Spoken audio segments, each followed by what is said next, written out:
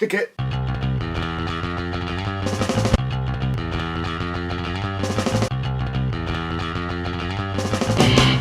Hey, thanks for clicking on this video. If you want, be sure to subscribe, like, hit a bell, all that weird stuff. What I thought would be cool is to go back in time and do some concert reviews. This is one of the most epic shows I ever saw. I was lucky enough to see Cliff Burton perform in Metallica in April of 1986. So let's go back to that time. So I was bit by the rock and roll concert bug way back in the summer of 1981. I was a 10-year-old little brat, and my sister broke off with my parents, and we went to see Cheap Trick play at Chicago Fest. It was great. So ever since then, I was always wanting to see these rock bands. My mom subscribed me to Circus Magazine and Hit Parader shortly after, and I would just flip through and just pretty much worship these rock gods and always wanted to see them. So I did see a few more concerts, and this Ozzy show was going to be actually my 5th concert. So I was like a concert veteran at this time. Earlier in the year, in January, I saw my idols Kiss with w.a.s.p opening up. Interesting thing about Kiss and w.a.s.p is I was at the same facility, the U.I.c Pavilion, and I was in Section 3, which was on the main floor. And I soon learned for this Ozzy show, I was a little too short and didn't really see much from the main floor. I needed to sit up in the seats. We'll get that a little bit later. So to set the tone, this was April of '86. It was my freshman year of high school. There's my little freshman picture, not a lot to work with. That's why I went to the concert with my sister. No girlfriends at the time. In order to buy this ticket, I was working on like a $3 a week allowance from my parents, doing everything, sweeping the driveway, painting the addition of the house, all kinds of trash, all kinds of chores. I had a paper out the summer before, rolling up that hard Chicago Tribune, and then I would go to school. In the summertime, summer of '85, I was working in a swimming pool as a locker room boy attendant for $1.08 an hour because I was 16, or you didn't have to pay a certain amount. We're just kids working this, so $1.08 an hour, which was like, whoa, I'm in the big money. And I actually signed up for the horrible shift of July 13th, 1985, which everyone else was at Live Aid. All my friends were watching Live Aid. I was in the locker room watching old people change into their swimsuit outfits. The locker room attendant job was not fun. My friends would literally come into this locker room and be like, dude, you could kind of see Lisa's half of her boobie. Oh, you should come on. And I couldn't leave the confines of the damn locker room. And it had a little cement wall, so I could not see the action at the pool. It sucked. I saved up my money so I can go see rock and roll concerts. Around this time, Ronald Reagan was our president, in there for the second term. To us rebellious kids, he was seen as the man, the corporate man. We didn't like him. Challenger had blown up, unfortunately, in January of '86. Give you a time frame of what was happening in the world. East and West Germany were split. There were bombs sometimes exploding in West German nightclubs. I think some even killed some American soldiers at one time. So it was a very chaotic world at that point. So what better to bring you into the mood than some good heavy metal music? Now, heavy metal music was still kind of dangerous. The whole hair metal thing and the poppier side of it still hadn't really hit the charts yet. So it was still this kind of almost underground music still at this point. Now, in 1986 of April, here's some of the songs that were hitting the charts. Manic Monday by the Bangles, What You Need by In Excess, Rockin' USA from John Cougar Mellencamp, and the biggest song at the time when I was going to see this Ozzy show was Rock Me Amadeus by Falco. So yeah, not a lot of hard stuff. Of course, my main reason for going wasn't Metallica, it was Ozzy Osbourne. I pretty much worshipped Ozzy Osbourne. I even made an Ozzy Osbourne scrapbook that time, and I still have the scrapbook to this day. I think my brother had Blizzard of Oz, which came out in '80, and I soon took it from him because I had to know like Crazy Train and all those great songs on that album. I just had to play it over and over and over. And I got his other two, Diary of a Madman, Bark at the Moon. For Bark at the Moon, he had a video of it, and I would watch it all the time. Not so much on MTV, but like other channels. At the end of their music shows would play like one video, and I would be like, play Bark at the Moon. And sometimes they would. And I was just obsessed with this whole Ozzy Osbourne character. He seemed larger than life and rebellious. Everything, you want to be when you're a little teenager. So tickets that then were bought, like months ahead of time. The ticket was $15.50, which in today's world would be just under $40, which ain't bad, because you ain't going to see Metallica or Ozzy Osbourne for $40 anymore. Now, as for Metallica, they were a band. In high school, I was friends with this guy, Eric. And Eric was kind of into the harder stuff, Slayer and things like that. And he had told me about this band, Metallica. and I kind of wanted to listen to them. And then when I learned that they were going to be the opening band, I told him, oh, I'm going to go see Metallica. He's like, let me give you a tape. So on a tape, he made Ride the Lightning and the brand new album that just came out, Master of Puppets, and put it on a tape for me. And now this is what you did back then. There was no internet or anything like that. Your friends would supply you with tapes, and he would tape trade with people from around, the United States and mail things to them. He traded a lot of bootlegs. Now, I didn't listen to it too much leading up to the show because I didn't have much time. I was, all crazy with the Ultimate Sin that had come out. But the little I heard on this tape was enough. Like, wow, these guys are evil. This is some crazy hard stuff. This stuff is going to blow my mind. Ultimate Sin had just come out, and at that time, it was Ozzy's highest charting album. It said here that it got platinum on May 14th, so about a month after this show, it reached platinum, which is 1 million units sold. Now, Metallica was on tour, obviously, for their third record, Master of Puppets.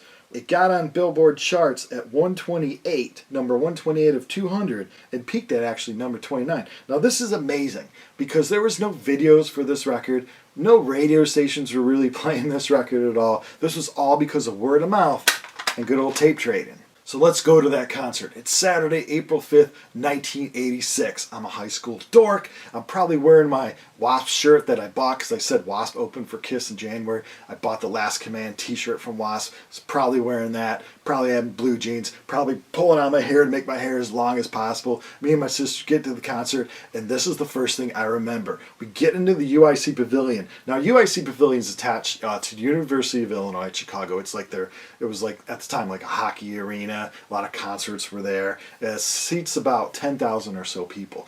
So we get in there, and I vividly remember people just running around like dudes with long hair and their blue jean jackets and their leather jackets just running around, Metallica, all around the main concourse area, where they sell the shirts and the programs and all that stuff. Oddly enough, because I had spent, to see Kiss and bought a shirt at that show, and then Ozzy was coming up, I was kind of broke, so I could not afford a program, a t-shirt, anything at this concert, but I was just glad to be. I was freaking out because I was in the same building that Ozzy Osbourne was in. As a kid, it was just blowing my mind that Ozzy was among us. But like I said, people were running around just screaming, Metallica! And I'm like, this is going to be crazy. This Metallica band is really popular. And I'm going to go see just how popular they are. So usually, before the first band, there's not a lot of people. Everyone's getting beer and nachos and finding places to smoke weed outside the arena. But everyone was kind of coming into this arena. Right before the first band, they play the house music and stuff. And when those lights go off, I just remember a roaring of the crowd. Like I said, this is my 5th concert up to then. No opening band got that kind of reception. I was like, this is really interesting me. These people screaming Metallica. And then the fog comes up, and then the stage lights hit a little bit, and you see the crosses that they had on stage. I was able online to find a few pictures of the stage show, so I'll put those around there. And it was like these outlaws, these 4 guys, Metallica, come out, and they just hit us with an amazing set list. This is the set list they got. Battery into Master of Puppets. 2 new songs off the new album. Boom, boom. They're just like relentlessly punching us in the face.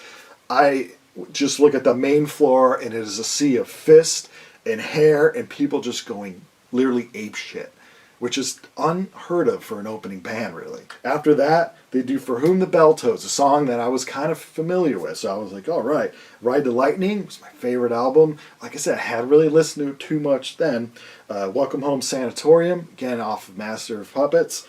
Seek and Destroy, Creeping Death. Boom, they're out of there. Their opening band, they only got a few slots, but the crowd was going nuts, so what often happened on this tour is the band would come out for this 2-song encore, which they did in Chicago.